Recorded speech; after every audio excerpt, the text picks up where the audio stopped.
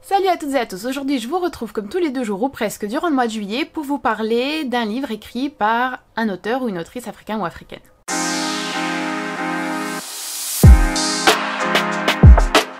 Alors aujourd'hui je suis très contente, vraiment très contente de venir vous parler de ce livre qui a été l'une de mes meilleures lectures dans le cadre de ces capsules sur les littératures africaines.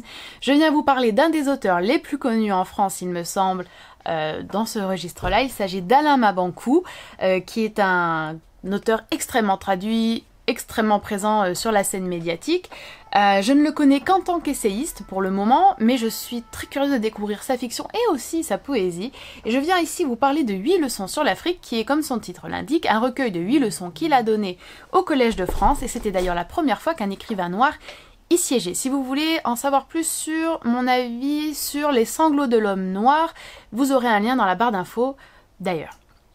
Alors, Alain Mabankou, c'est un auteur congolais, d'expression française. C'est donc un auteur extrêmement lu dans la francophonie, dans les littératures africaines, très plébiscité en France, qui est une figure vraiment...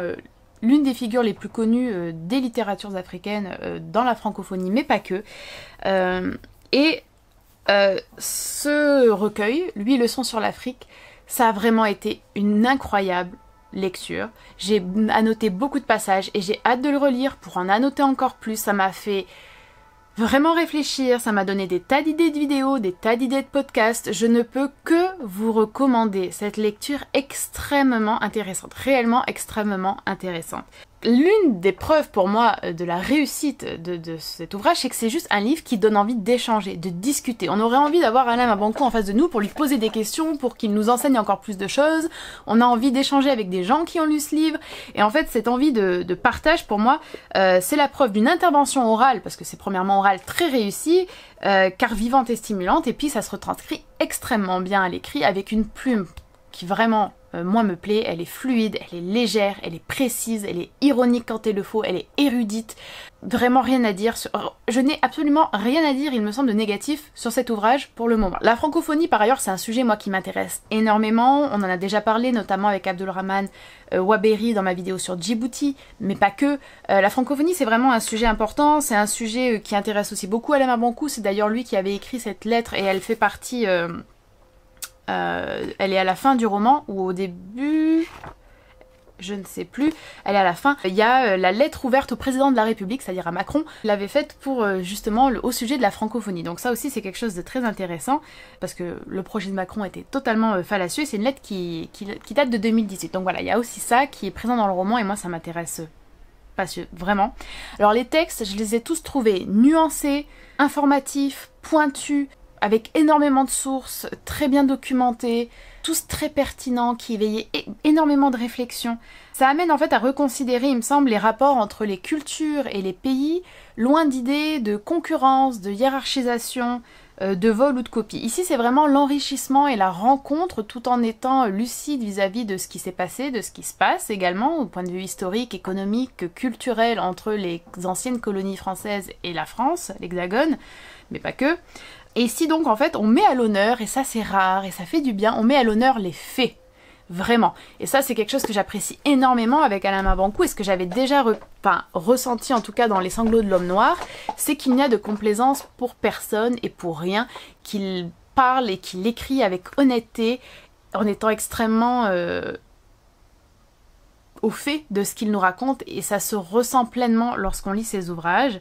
Les thèmes abordés en fait sont ici extrêmement intéressants, la pédagogie est tout à fait réussie, on sent vraiment qu'Alain Mabankou a à cœur en fait d'écrire pour les autres et pas uniquement d'écrire pour lui, ce qui est parfois le cas avec certains auteurs et ce que je trouve toujours assez désagréable, et pourtant il ne sacrifie rien à l'exigence littéraire, et j'ai lu ce livre d'une traite. Vraiment, j'ai adoré la lecture de ce livre. Je pense que je vais le répéter assez souvent, mais c'est vraiment parce que je veux vous donner envie de le lire. Je pense que tout le monde gagnerait à le lire, et tout le monde devrait lire ce livre, en fait, tout simplement. Et j'aurais aimé qu'il comporte bien plus que juste 8 leçons sur l'Afrique. Alors, Alain Mabankou, il parle notamment, par exemple, de la négritude, qui est un mouvement littéraire qui avait été initié, entre autres, par Césaire et Senghor, mais pas que, même si c'est les noms qu'on retient tout le temps. Et...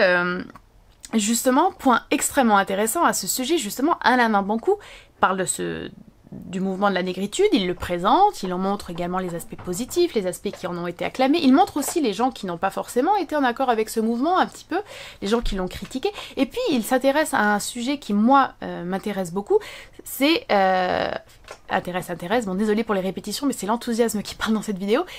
Il nous parle de la place des femmes en fait dans le mouvement de la négritude, des femmes qui ont totalement été occultées de ce mouvement.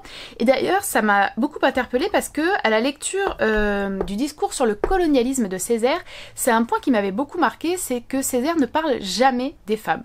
On sent vraiment que c'est un point totalement manquant de sa réflexion, de sa pensée, c'est-à-dire la place des femmes, l'oppression des femmes, le sexisme, la misogynie.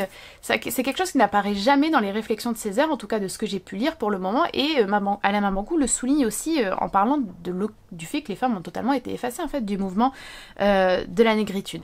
Alors il nous parle également, entre autres, de la problématique des littératures nationales. Ça aussi c'est un sujet que je trouve absolument passionnant, extrêmement pointilleux et très délicat. J'aurais beaucoup de peine à en parler publiquement par exemple, parce que c'est vraiment quelque chose de très complexe.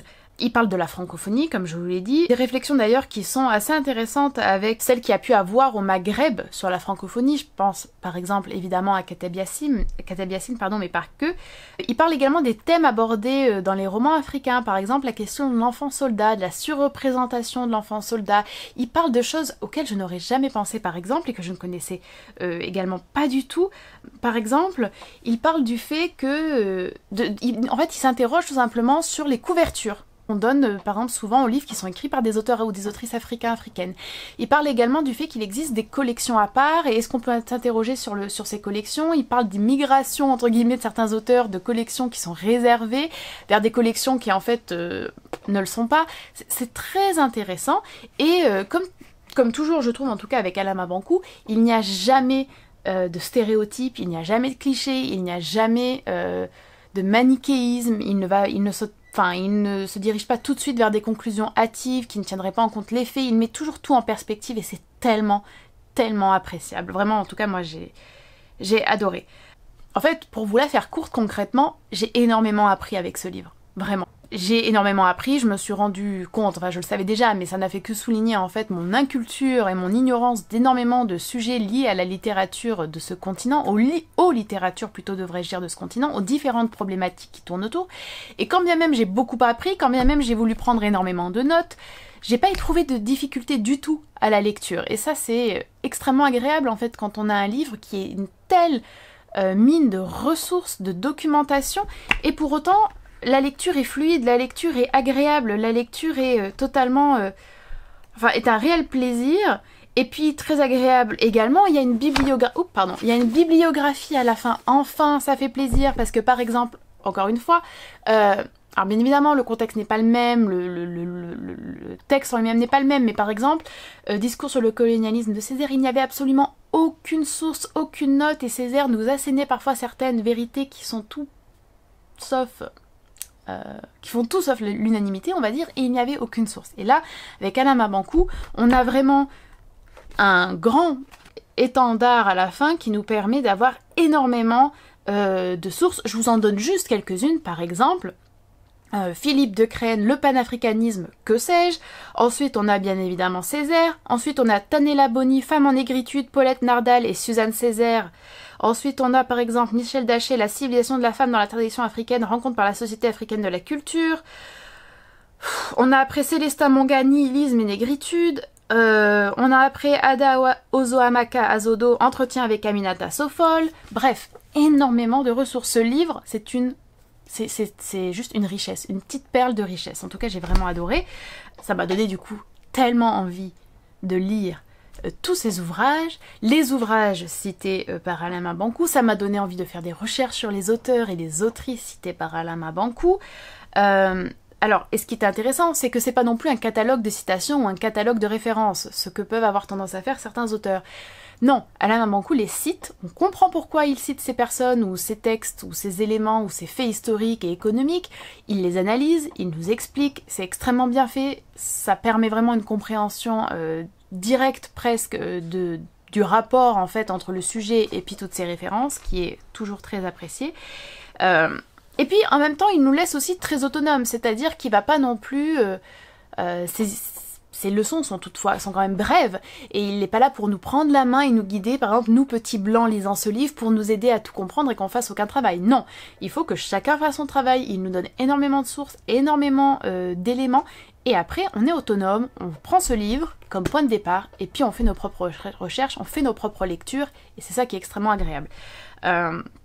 C'est parce que ça nous montre qu'en fait c'est un effort collectif qui doit être fait en tant qu'amateur de littérature, et pas seulement pour la question des littératures africaines, pas seulement pour la question de la francophonie, c'est un regard qu'il faut porter sur les littératures dans leur ensemble, parce qu'on pourrait bien élargir toutes ces réflexions à d'autres pans géographiques et d'autres pans culturels. Hein. À l'occurrence, ici Alamabankou est congolais, donc bien évidemment on s'interroge, et puis on s'interroge sur l'Afrique, d'accord, 8 leçons sur l'Afrique. Mais ce sont également des outils de réflexion, des angles d'analyse qui sont pertinents à appliquer et qui peuvent être appliqués dans d'autres sphères de la littérature. Alors, je vais le dire, en fait, sans détour. Et vous avez vu, je suis assez dithyrambique, hein. Ce livre devrait être lu par tous et par toutes. La pensée d'Alamabankou, qu'on soit d'accord avec tout, avec un peu, avec rien, avec la moitié, peu importe. En fait, sa pensée est juste intéressante. Sa pensée, à mon sens, est importante. Et c'est tout simplement une voix à écouter. Si on relit le manifeste pour une littérature monde en français, publié en 2007, on retrouve ce constat qui est en même temps une reproche. Vous avez écrit « Le monde revient et c'est la meilleure des nouvelles. N'aura-t-il pas été longtemps le grand absent de la littérature française ?» Parler de la francophonie, c'était une erreur? Disons que parler de la francophonie telle qu'on l'entend aujourd'hui était une aberration, puisque la francophonie est une notion pratiquement politique aujourd'hui en France, et que je ne peux pas concevoir la littérature simplement sous l'angle politique.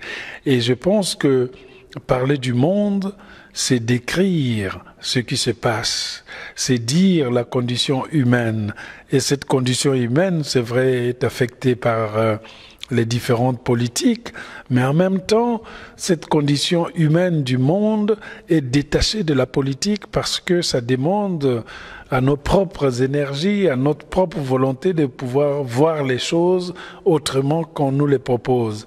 En signant ce manifeste pour une littérature monde, nous voulions simplement montrer que la littérature écrite en français n'est pas simplement celle qui vient de la France, mais elle vient de plusieurs pays qui ne sont pas forcément français, mais qui ont en partage la langue française par le biais de l'histoire.